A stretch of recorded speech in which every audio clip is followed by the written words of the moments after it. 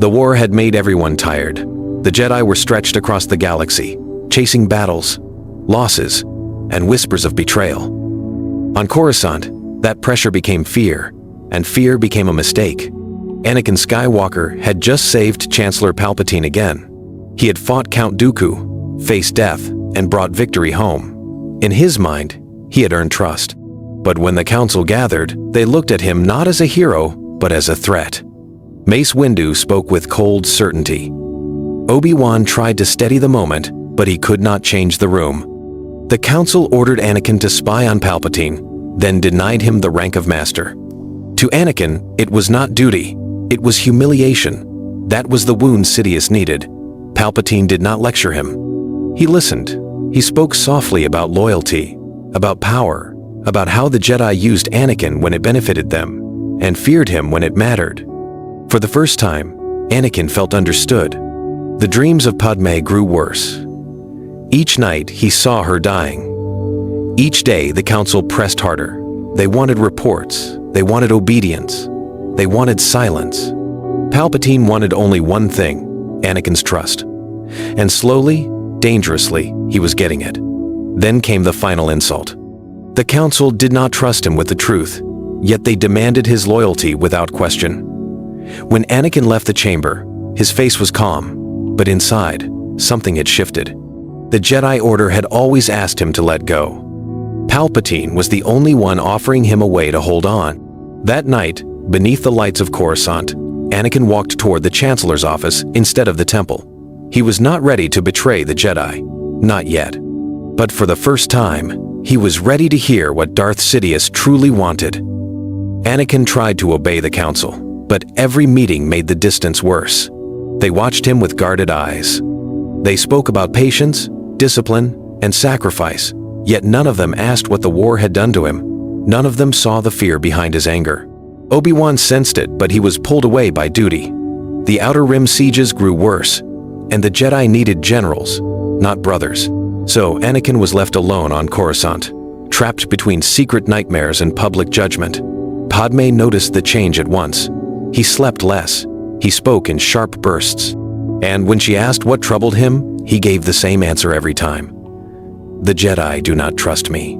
Palpatine never pressed. That was his genius. He welcomed Anakin into quiet rooms, dismissed the guards, and let silence do the work. Then he spoke like a father, not a ruler. He praised Anakin's strength. He said the Council feared change, feared power, feared the future. To a young man drowning in doubt, those words felt like rescue. Soon, Anakin began sharing things he would never tell the Jedi. He spoke of his mother. He spoke of Tatooine. He even spoke of Padme's danger, though not her name. Palpatine listened to every word, then lowered his voice. Ancient powers existed, he said. Powers the Jedi denied because they could not control them.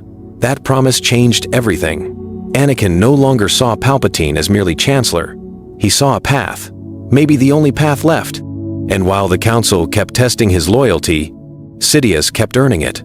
By the time Mace Windu demanded another secret report, Anakin's answer came slower than before. Because deep down, he had already made a choice. If the Jedi stood between him and Padme's life, they would not matter. For the first time, Anakin did not fear Palpatine's secrets. He feared that the Jedi had already pushed him too far to turn back.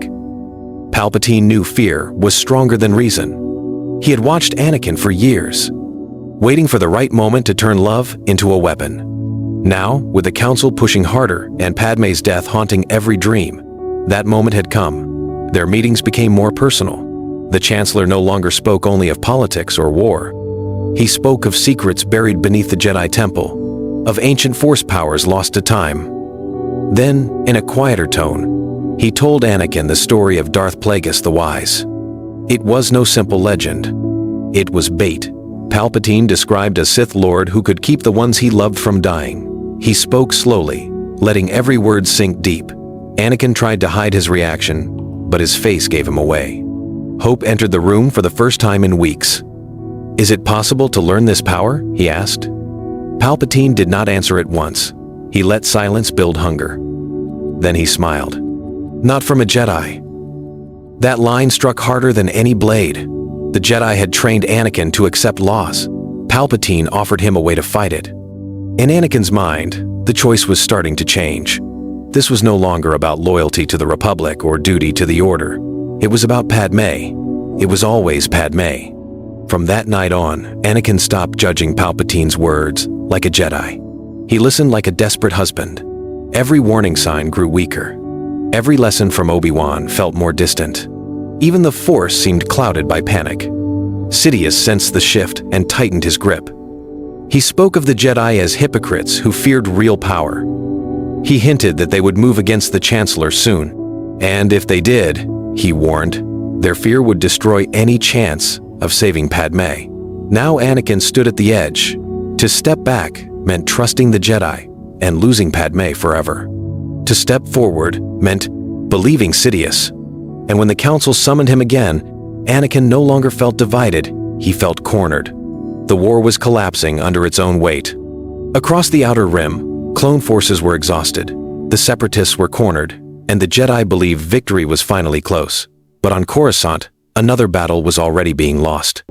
It was the battle for Anakin Skywalker. The Council kept pressing him for answers about Palpatine. They spoke as if he were still their loyal student, yet every order carried doubt. Mace Windu watched him like a loaded blaster. Yoda urged calm, but offered no comfort. To Anakin, it was clear now. The Jedi did not trust him. Worse, they never truly had. So Anakin changed. Not openly, not yet. He bowed his head, gave short reports, and hid the storm building inside him. He stopped arguing. He stopped defending Palpatine. That silence fooled the Council. They thought he was returning to discipline. In truth, he was choosing sides. Sidious guided every step. He told Anakin the Jedi were preparing to seize control of the Senate. He warned that their fear of losing power would soon turn into open betrayal. Most of all, he repeated the one promise Anakin could not ignore. Together, they could save Padme. That promise became Anakin's new truth. Every Jedi request now felt like a threat to her life. Every delay felt dangerous. Every secret meeting in the temple felt like proof Sidious was right. Then the breaking point came. The Council ordered Anakin to remain at the temple while they moved against the Chancellor. They did not include him. They did not explain. They simply commanded obedience. Anakin stood in silence, then turned away from the Council chamber. He was done waiting for their trust. By the time Mace Windu and the Masters marched toward Palpatine's office, Sidious knew they were coming, because Anakin had warned him first. This time, Anakin did not arrive too late by accident. He arrived exactly when Sidious needed him, and in the Chancellor's office, the fate of the Jedi was about to change forever. Mace Windu moved fast. Once Anakin confirmed that Palpatine was the Sith Lord, the Jedi Master did not hesitate. He gathered Kit Fisto, Agen Kolar, and Sisi Tian, and marched straight for the Chancellor's office. In another timeline, Anakin might have been left behind in torment. Here, his choice had already been made. He went to Sidious first. The warning was brief, but it changed everything. By the time the Jedi entered the office, Palpatine was ready. He still appeared weak. He still played the victim. But his smile gave away the trap. The duel exploded without warning. Blue and green blades flashed across polished floors. Within seconds, Kolar and Tien were dead. Fisto fought harder, but even he fell beneath the Sith Lord's fury. Then only Mace Windu remained. He drove Sidious back with raw determination, shattering the office windows and forcing the Dark Lord to the floor. For one desperate moment, it seemed the Jedi would still win. Windu lifted his blade for the final strike. That was when Anakin arrived. There was no pause this time, no plea for mercy, no confused debate between duty and fear. Anakin saw only one truth. If Sidious died, Padme died with him. So he acted. His lightsaber cut through Mace Windu's guard in a single violent stroke. The Jedi Master staggered, stunned more by betrayal than pain. Sidious rose at once. Lightning poured from his hands and hurled Windu into the Coruscant night. Silence followed. Then Palpatine looked at Anakin, not as a pawn, but as his victory. "Kneel," he said. And Anakin Skywalker, broken by fear and sealed by blood, obeyed. In that instant, the Jedi Order lost its strongest defender, and the Republic lost its final chance to stop the darkness rising. at the heart of Coruscant forever. Last lines with Windu gone, Sidious no longer needed to hide. Now he had what he always wanted, the Chosen One at his side. And before the night was over, Darth Vader would lead the first strike against the Jedi Temple. Coruscant fell into darkness before most of the galaxy understood the war was over. Mace Windu was dead. The Jedi Council was broken. And in the silence that followed, Sidious gave Anakin Skywalker a new name, Darth Vader. This Vader did not rise from fire and ruin. He rose at full strength, unscarred, swift, and burning with purpose. Every wound inside him was still fresh. Every insult from the Jedi still echoed in his mind. Sidious turned that pain into a weapon and aimed it at the temple. The clones moved first. Order 66 spread across the galaxy like a death sentence. Jedi generals were gunned down by soldiers they had trusted for years. On Coruscant, Vader led the 501st through the temple gates without hesitation. He knew its halls. He knew its defenses. Worst of all, he knew the people inside. Some Jedi tried to rally the younglings and Padawans. Others formed desperate lines in the archive chamber and the main corridor. It did not matter. Vader struck like a storm. He cut through knights, masters, and guards with terrifying speed. Every swing carried rage. Every step buried the last piece of Anakin Skywalker. At the temple beacon, a surviving master tried to send a warning into space. Vader killed him before the message could finish. Then he stood among smoke, broken sabers, and fallen friends as clone troopers secured the ruins. Sidious had created exactly what he wanted, a champion fueled by betrayal. But deep beneath his fury, one old fear still remained. He had done all of this for Padme, and as the night ended, Sidious gave him a command. Go to Mustafar, erase the separatist leaders, and prove that there is nothing left of Anakin at all. By dawn, Obi-Wan knew all. He, Temple, was burning. The Jedi were dying across the stars. And on Mustafar, Darth Vader was about to take the final step into darkness. But Obi-Wan Kenobi had finally learned the truth, and he was already on his way. Obi-Wan Kenobi returned to Coruscant too late to save the temple, but not too late to see what Anakin had become. Smoke choked the sacred halls. Clone troopers guarded the ruins. Inside, broken lightsabers and fallen younglings told a truth Obi-Wan could barely endure. The brother he had trained had become the blade that destroyed them. Yoda felt it too. Across the Force, the Republic was dying, and something colder was taking its place. Together, they split their path. Yoda would move against Sidious. Obi-Wan would face Anakin. It was the choice he feared most, because deep down, he knew this was not only Anakin's fall, it was also his own failure.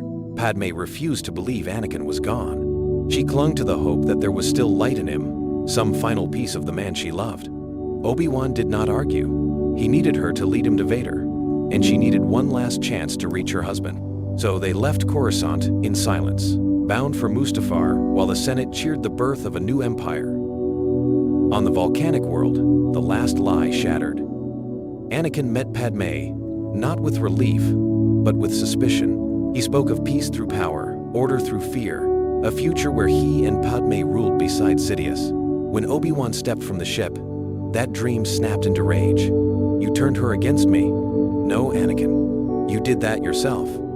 The duel began beneath ash and fire. Blade struck blade. Lava burst around them. And as the newborn empire rose across the stars, master and apprentice fought on the edge of hell, while Obi-Wan realized the Republic was already gone. Then Vader leaped for the high ground, blinded by fury, and Obi-Wan saw the final terrible moment racing toward them both at last. On Mustafar, Brotherhood was about to die in fire.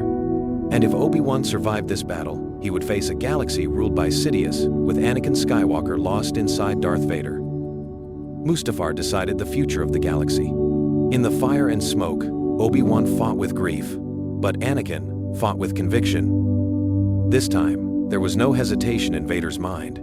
He did not rage blindly toward defeat. He fought like the warrior the Jedi had trained and the Sith had sharpened. Every blow drove Obi-Wan backward across the black sand.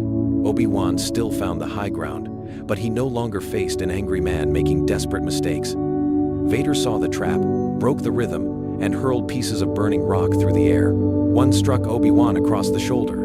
Another clipped his leg.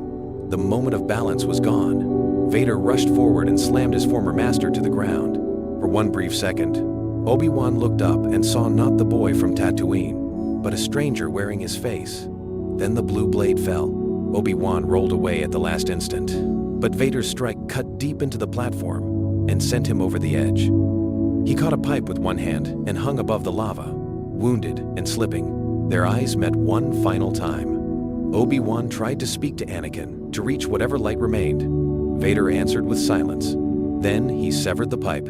Obi-Wan vanished into the smoke below, and the last true brotherhood of the Jedi ended on Mustafar. Padme saw enough to understand that hope was dead. She begged Anakin to leave with her, to run before Sidious finished consuming him. But Vader did not hear love anymore.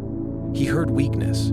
He heard betrayal. In his mind, everyone who asked him to turn back was asking him to let Padme die. When she reached for him, he stepped away, cold and unreadable. The distance hurt her more than any weapon. She left Mustafar in tears, carrying twins and the final memory of the man she had loved. Sidious arrived soon after, not to rescue a broken apprentice, but to claim a victorious one. He looked over the rivers of lava, the dead separatist leaders, and the empty landing platform where Padme had fled. Then he smiled. Anakin Skywalker had crossed every line. He had killed Jedi, betrayed his master, and cut himself away from mercy. There was no armor waiting for him now, no prison of metal, no weakness to hide behind. The Emperor had gained something far more dangerous, a living weapon at the height of his power. While Vader returned to Coruscant, the galaxy changed in a single day. In the Senate chamber, Palpatine declared that the Jedi had tried to overthrow the Republic. Fearful worlds believed him. Tired senators applauded him. The clone army accepted the new order without question. Thunder filled the hall as liberty died behind cheers and banners. Vader stood at the Emperor's side, still wearing scorched robes and carrying the same lightsaber that had once defended the Republic. Now its blue light meant nothing. The symbol remained. The soul behind it was gone. Yoda felt the truth before any report reached him. Obi-Wan was gone. The temple was ash. Anakin had not been crippled or lost in failure. He had survived, and that made everything worse. When Yoda confronted Sidious in the Senate chamber, the duel still shook the capital, but the balance had changed.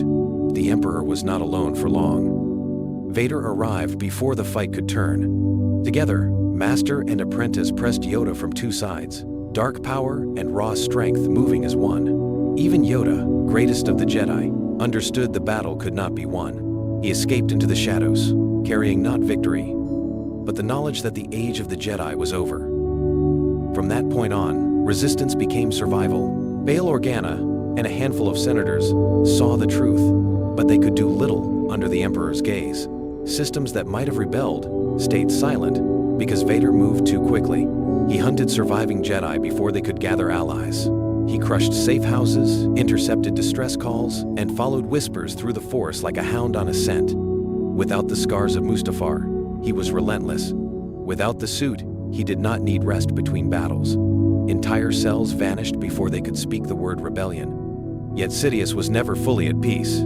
Padme gave birth in secret, hidden by loyal hands before the Empire could find her. One child would be hidden, then the other, scattered like sparks before a storm. The Emperor sensed a disturbance around Vader, a shadow of attachment not yet dead. So he gave his apprentice a final command: hunt every rumor, burn every refuge, find the children of hope before hope can learn to fight. And somewhere in the dark between stars, a newborn cry echoed into the Force, unheard by Vader, but not forever. The Empire had won the war in a single night, but Sidious knew the future was not fully secure, because somewhere beyond his reach, the next hope of the galaxy had just taken its first breath.